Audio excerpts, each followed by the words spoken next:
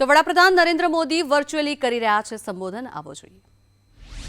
शांति और सौहार्द के साथ देशवासियों ने मनाए हैं। अभी छठ पूजा समेत कई अन्य त्योहार भी हैं। विभिन्न चुनौतियों के बीच इन त्योहारों में देश की एकता का सशक्त होना आपकी तैयारियों का भी प्रतिबिंब है। संविधान में भले कानून और व्यवस्था राज्यों का दायित्व है, लेकिन ये देश की एकता अखंडता के साथ भी उतने ही जुड़े हुए हैं। सूरजकुंड में हो रहा गृह मंत्रियों का ये चिंतन शिविर कोऑपरेटिव फेडरलिज्म का भी एक उत्तम उदाहरण है। हर एक राज्य एक दूसरे से सीखे, एक दूसरे से प्रेरणा ले, देश की बेहतरी के लिए मिलजुल करके काम करें। ये संविधान की भी भावना है और देशवासियों के प्रति हमारा दायित्व भी है। साथियों, आजादी का अमृत काल हमारे सामने है।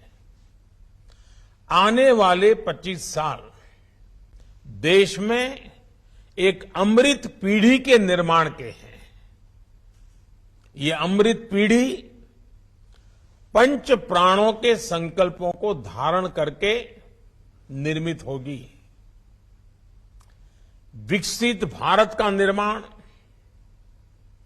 गुलामी की हर सोच से मुक्ति, विरासत पर गर्व, एकता और एकजुटता और सबसे प्रमुख बात नागरिक कर्तव्य, इन पंच प्राणों का महत्व आप सभी भली भांति जानते हैं, समझते हैं। ये एक विराट संकल्प है जिसको सिर्फ और सिर्फ सबका प्रयास से ही सिद्ध किया जा सकता है। तरीके अपने अपने हो सकते हैं, रास्ते, प्रायोरिटी अलग अलग हो सकती हैं, लेकिन ये पंच प्राण देश के हर राज्य में हमारी गवर्नेंस की प्रेरणा होनी चाहिए।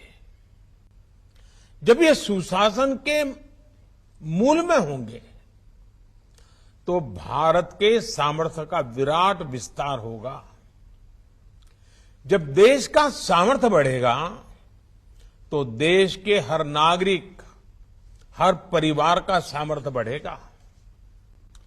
यही तो सुशासन है जिसका लाभ देश के हर राज्य को समाज की आखिरी पंक्ति में खड़े व्यक्ति तक पहुंचाना है, जरूरी है।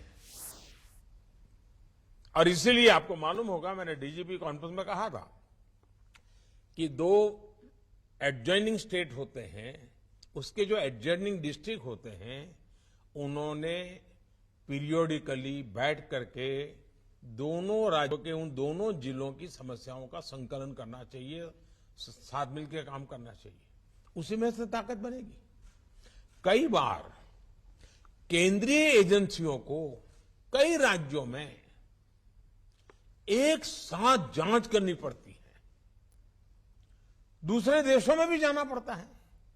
इसलिए हर राज्य का दायित्व है कि चाहे राज्य की एजेंसी हो, चाहे केंद्र की एजेंसी हो, या संबंधित कहीं किसी और राज्य से संपर्क आता है, सभी एजेंसियों को एक दूसरे को पूरा सहयोग देना चाहिए।